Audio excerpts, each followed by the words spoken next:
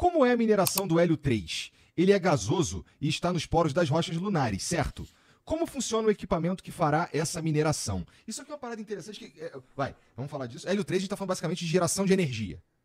Isso aí. Né? Hélio 3, qual que é a importância do hélio 3? O único tipo, pessoal, de energia totalmente limpa que a gente tem hoje é a fusão nuclear.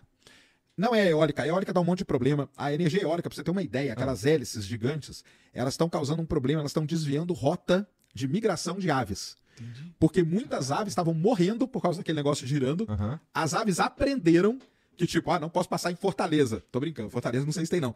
Mas lá na Islândia, por exemplo, aconteceu isso. As aves estavam migrando por ali, começaram a morrer. O governo da Islândia teve que tirar essas pás gigantescas. Ah, tá, entendi. Entendeu? Porque tava matando um monte de pássaro. Entendeu? E aí tá mudando a... Aí você vai falar assim, mas que porcaria, mudando a rota de migração. Rota de migração de ave é muito importante, porque, para quem não sabe, é a ave que poliniza um determinado lugar. Aí, por exemplo, de repente vai começar a nascer árvore num lugar que não tem nada a ver onde era para nascer. Aí causa um desequilíbrio. É isso que não pode acontecer. Uhum. Eólica é problema, solar é problema, hidrelétrica, nem fala, né? Inunda lá uma região gigantesca. Fissão nuclear, não precisamos nem falar, Chernobyl e tudo mais. Todo tipo de energia, ela tem um grande problema. A fusão, não. Fusão nuclear, para vocês aqui que não sabem. Dr. Octopus, Homem-Aranha. Lembra do Homem-Aranha? Aquilo lá é a fusão nuclear. O Dr. Octopus, ele tinha controlado a fusão, lembra que ele vai apresentar lá? Uhum. E aí dá problema. O que o Homem-Aranha faz? Vai lá e puxa a tomada. É.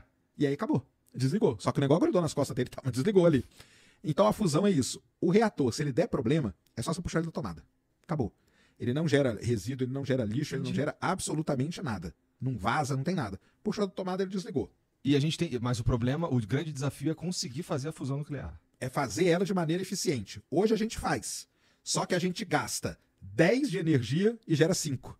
Então não compensa. Uhum. Então não vale a pena fazer. A fusão nuclear... Hã? Por que é assim? Porque a gente não tem tecnologia suficiente? Porque a gente não tem o material suficiente? Não tem o material. Tá. Porque o que é a fusão? A fusão é um reator, ele é como se fosse a gente chama de toros, né? É um negócio redondo assim, que os átomos começam a girar aqui dentro, eles aquecem muito, eles chegam a 100 milhões de graus. Meu Deus do céu! A temperatura ali dentro.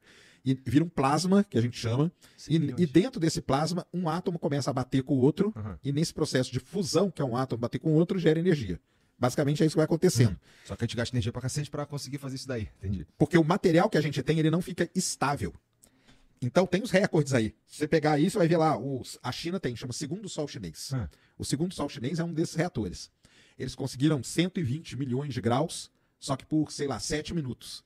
Mais do que isso, o processo fica instável. Aí você tem que desligar. Aí desligam ele e tal. Então, o material que a gente usa hoje é o trítio, que é um átomo lá, um pouco parente do hidrogênio e tal, não sei o quê. É esse elemento que está usando, mas não consegue. Aí, aonde que entra o hélio 3? A gente sabe... Tá bom. Obrigado, não tem problema. Tá. A gente sabe que o hélio 3, ele estabilizaria esse processo. Então, se eu jogo o hélio 3 dentro do reator, esse processo fica estabilizado. Não dá problema, e aí eu consigo gerar mais energia do que eu estou gastando para fazer. Entendeu? Então, basicamente, esse que é o lance do hélio 3. O problema todo é, onde temos hélio 3? Nós temos hélio 3 no núcleo da Terra, e está vazando lá na Groenlândia, olha que interessante, e muito hélio 3 na Lua. Porque a gente precisa de muitão? Não precisa de muito pouco, na verdade. Com poucos átomos de hélio 3, a gente vai começar a gerar energia. Esses que estão vazando lá na Groenlândia, lá no... Cara, então, a China tava com uma ideia de ir lá tentar explorar esse hélio 3, entendeu? Que tá vazando lá. Não sei em que ponto que tá. Mas o hélio 3 tem muito na Lua. Porque a Lua não tem atmosfera, a radiação ultravioleta, o Sol produz muito hélio 3. Entendi. Então, vem pela radiação solar e bate ali nas rochas da Lua e fica ali preso. Entendeu? Fica ali preso o hélio 3 ali. É um átomo, é um elemento, entendeu? Fica ali presinho. Entendi. Então, qual que é a ideia? A ideia é a gente ir na Lua, pega a rocha. Aliás, primeiro você tem que fazer um mapa, né? Onde tem hélio 3. A China tem esse mapa já. É? A China tem. Então você coloca lá uma maquininha, essa máquina vai pegar a rocha, vai triturar a rocha e vai guardar o hélio 3 nos tubinhos e a gente manda esse tubinho de volta.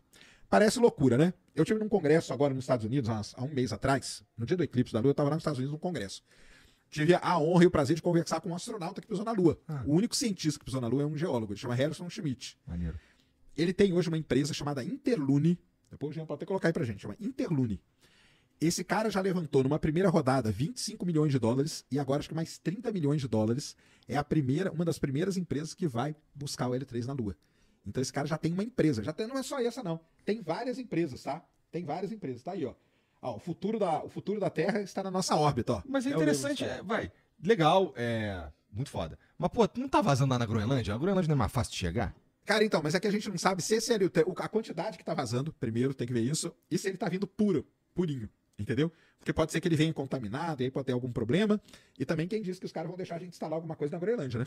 É verdade. A usina lá. Mas na Lua a gente não vai instalar usina por enquanto, não. Vamos pegar umas pedrinhas, triturar e dar ali. Triturar, trazer pra Terra e usar esse L3. Essa aí é a maquininha dele, ó. Então, pra quem queria saber, esse aí, ó, é o robô dele.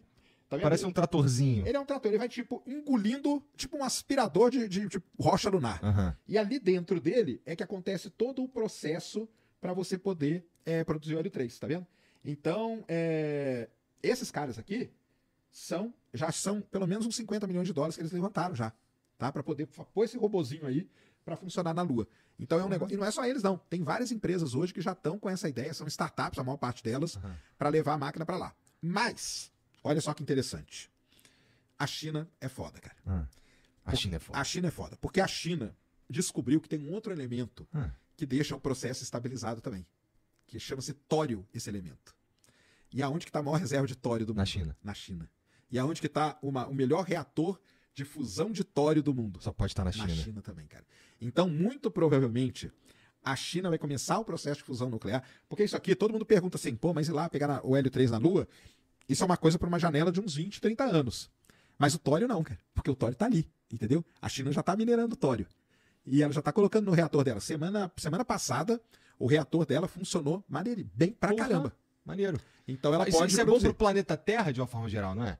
Claro que é bom pro planeta Terra, porque aí nós vamos produzir energia limpa, né? Uhum. E energia limpa. E aí vai evitar aquecimento global, mudança climática, poluição, um monte de coisa, né? Porque todo tipo de energia, aquilo lá que eu falei, todo tipo de energia que a gente produz hoje, ela gera algum problema. Uhum. Tem algum problema associado. Entendeu? Não tem como. E agora, a melhor que tem é a fusão nuclear. A melhor é a fusão. E aí nós vamos ter energia limpa gerada. E com pouca coisa você gera muita energia. A China tá super bem, né, cara? Tem gente pra caramba lá e eles vão conseguir suprir. Mais um passo pra nos tornarmos uma civilização tipo 1. Tipo 1, exatamente. Mas é mais um passinho, né? É um passinho, né? Teria que consumir toda a energia do planeta. Mas também, será que é bom? Consome toda a energia do planeta, não tem mais nada pra você consumir aqui. Aí Bom, mas é que se a gente conseguir chegar nisso aí, quer dizer que a gente também já consegue fazer umas outras coisas mais foda.